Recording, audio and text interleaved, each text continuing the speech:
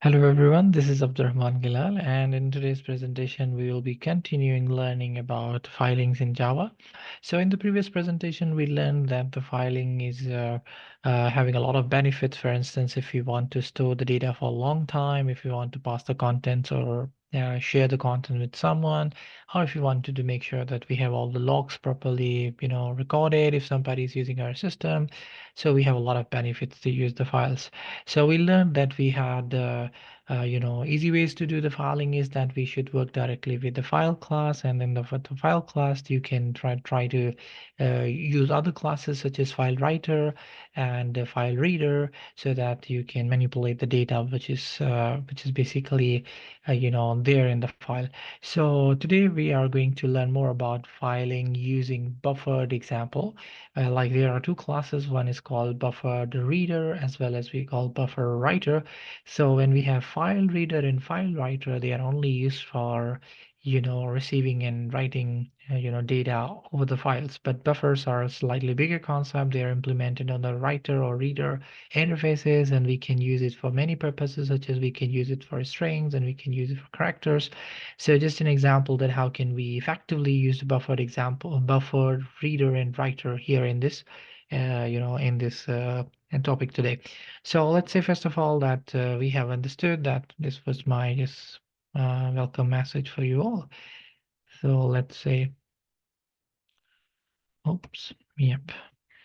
So let's finish it, and then we're gonna like first of all print a message to the user like please enter the file name you want to work. Here are two situations definitely. One is that file is existing there, and then there's possibility file does not exist. If file does not exist, for instance, that we have number of files available here. For instance, we have DABC, ETC, TST, test, and XYZ. So if the file is there, that is you want it to work. So basically, are you going to keep the data or you going to vanish the data that's already there in the file? That's how we have to know if their file does not have the data, which is very pretty much safe to work on. So let's say we get a work. So first of all, the first important thing is that when you ask a user to give you the data, sorry, file name, then you should directly try to read that if there is a file available. So the first thing is that we have to do is buffer reader. That's a class, and then what you're gonna write the name on it. So basically, you should keep the reader as a name and the buffer reader. As I told you, buffered reader can take many other type of manipulate many other types of input. So which type of input are you going to deal?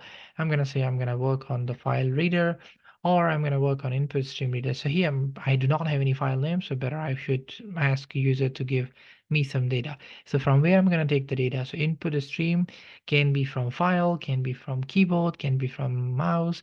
So I'm gonna say like I'm gonna take majorly from the keyboard. So that's it.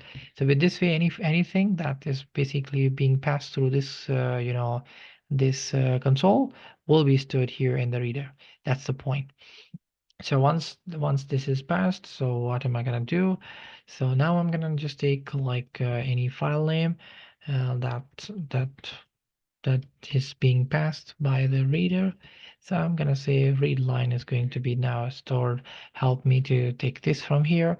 And now this is done. So I have one error here, which is definitely the exception error. So you have to throw the exception because you're working on filing. So you should be ready that you should have IO exception, input or output, streams exception.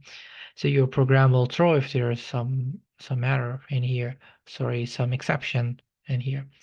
So let's say which type of file are you going to work? I'm going to say I'm going to work on a file. So I know the name of the file that is given to me by the user. So here is very straightforward thing that if you know the file name, then how do we check that whether the file exists or not? So we just simply write exist. So yeah, this method helps us to just let us know that whether the file exists or not.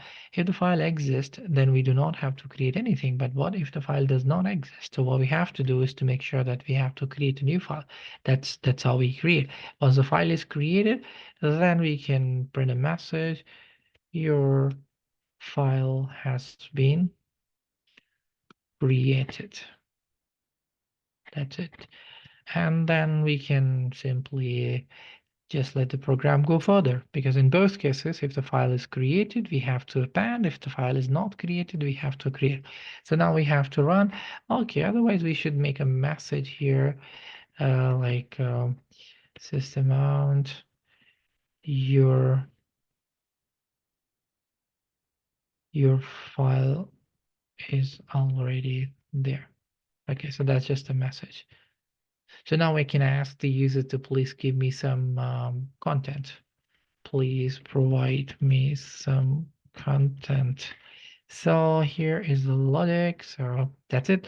Now here I'm gonna use the buffer writer, because once I have everything open, so why should not I just use the writer? So I'm using buffer writer and I'm making the object writer here, and then the same thing buffer writer. So the question is, where am I gonna actually write there? So you remember that we discussed about file writer. So file writer helps us to write into the file. So we know that the file is already there. So are you going to append if the data is already there, or you're not gonna append? So I'm gonna say yes, I'm gonna append it here. So as soon as I append, so which means that I will keep the old data. So I have a lot of files here. For instance, I have this file called etc, and I have some data here. So I'm gonna basically try to see like if this data is still there or not. So here I'm gonna just simply say, so if I receive data from user, so basically I should have a variable by which I can take the input during runtime, and saving into the file can also be, done through this way. So the first thing is I have to do is, for instance, I have to take the input from user. So how should I take the input? It's better that I take with a read line. So read line can help me. So I must, so I make sure that it's not empty, right? So this method this is empty method tells us that if user passed nothing, so it says empty. If it's empty, so it will tell us true. So if it's true, which means while will work, but that's not the logic. I wanted to say if it is empty, it should not work. So how should we make it false? Like this way. It's pretty straightforward. And then we can use like now straight away like what type of data you're gonna do store here. I'm gonna say writer dot write, which is the method, will help me to write the line here, and then I can go like writer dot new line. This is going to help me to just go on to the new line possible. So here you should also inform user, if I were to make this program correctly, please hit enter 2 times to the end the input streaming. And that's just a case that you wanted to inform the user if he has finished his things, so he should enter 2 times. One time is for this, and definitely one time to end the loop, which will make it empty. That's the point. If you do not enter anything and you directly hit enter, definitely loop will go back and try to see if you have anything available. But if you put anything and you had enter, it will still be there. So now we're gonna go like close the writer. If you do not close the writer, we discussed that file will not store anything, because file will be expecting that you are still passing some values to it. And once we close this, so we also have to close the reader. So we have to make sure that everything is closed properly.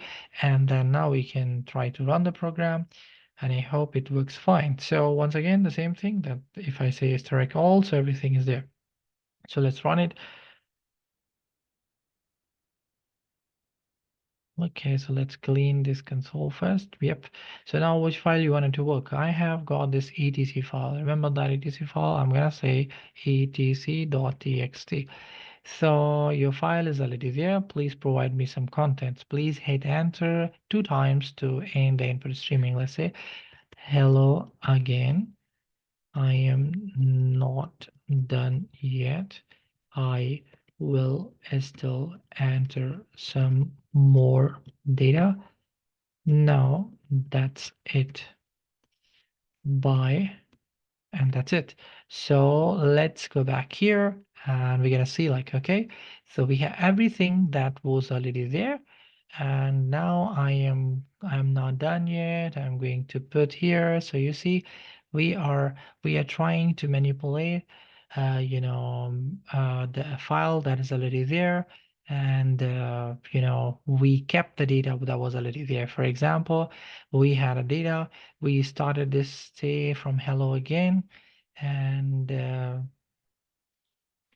yep, you see here, hello again is here. So it was not started from the new line, so it's okay. But what if you don't want to keep the previous data?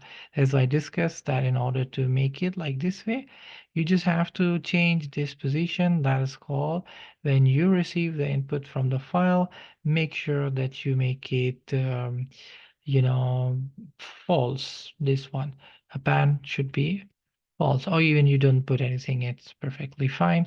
So now if we have etc, so we're gonna say etc.txt. So you have everything. So this is without append. And that's it. So let's see what comes up here. So all the previous data has been lost, and now we are just having new file. And let's say if you have file that is not existing here, so what will gonna happen, let's say I'm gonna say bbc.txt, that is not here, and what type of your file has been created, please enter 2 times to end the stream. So I'm gonna say just just a new file with some dummy data, and then that's it. So you're gonna go here and gonna see like BBC was not there, now it's back here. So I hope it makes some sense. Though we learned that in order to create the files, we can create file with a method called create new file, but we still can work on different type of classes in order to working with the files. So we have the buffer reader as a file that helps us to read the file, and we can take input stream.